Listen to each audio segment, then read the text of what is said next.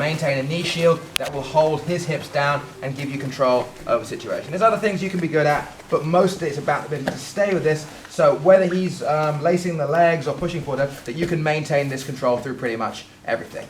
Now, if you've got much shorter legs or much bigger legs, this is a little bit harder. That's just always going to be the case. It can be useful. It's generally not even the shortness, it's usually the thickness is the problem. If you've got giant thunder thighs, it's going to be more difficult. But again, anything else, it's generally okay. So the key things here, just normal. So we have normal half, wherever we happen to be. This leg here is going to pull backwards and curl in as much as possible behind here. My left knee is going to go across the body, and I'm basically going to kick into him, and you see my feet working like a scissor here. Okay, they will scissor across, and then at that sort of full extension, I'm going to wrap my bottom toe behind here.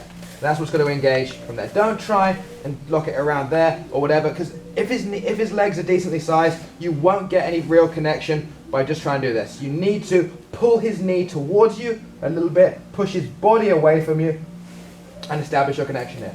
Now, the whole ability to maintain this position is driven by this big toe, mostly, and your hip and your knee. It's got nothing to do with what your legs are doing or your curl.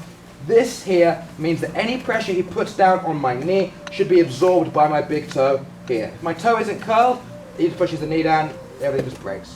Okay? I need this to curl around the corner to give me counter pressure against his knee. So if he pushes with that, this should always stay.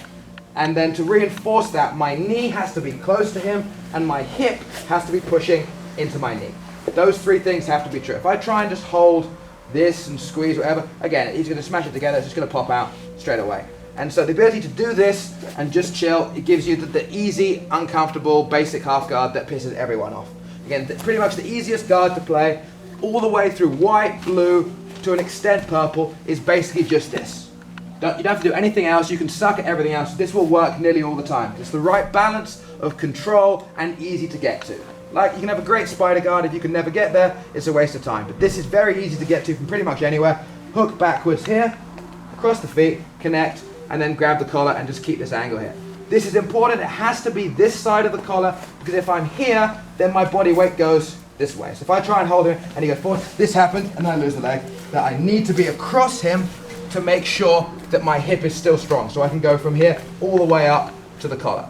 So it can be, if you want to be a dick about it, you take your knuckles, you grind it into the collarbone, you do all that, whatever. But I can just be here. It doesn't matter. But I'm always pulling backwards with the bottom leg, and I'm always pushing forwards with the top leg. And this is your maintaining position for pretty much everything. Again, if you can do this, you don't need to be good at pretty much anything else. You get this set up, you have loop chokes sometimes, and you have, you know, your kimuras and stuff on this side. That's pretty much everything. And at no point do you have to let go of this. Whatever. Again, you can set up all your basic half guard sweeps later on, but the first skill that lets you stay here is usually this.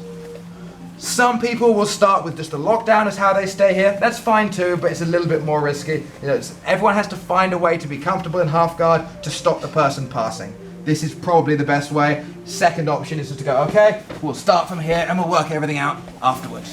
But that is a little bit harder, and a big, strong person is going to crush your face. So basically, I get to normal position. This curls inwards, so I get this nice draw here. My knee will come across first, so we scissor him out there, and then my toes start to curl, and they always rotate down here. My hip projects, my knee projects through him, and my hand here will generally be on the ground. Well, it can be here, but I can't be here, because now you see my hips are twisted. Even if he can't come past it, I'm just not strong, because I'm not projecting my hips forward correctly. So I'm here and here.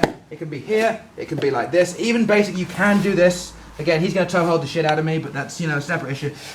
In general, that's the movement, okay? Having this drive from this hip up here to this shoulder, all the way across his body, like a sword or something, yeah? So that's basically it. So if I'm across here, wherever I happen to be, I can even be flat, it's fine.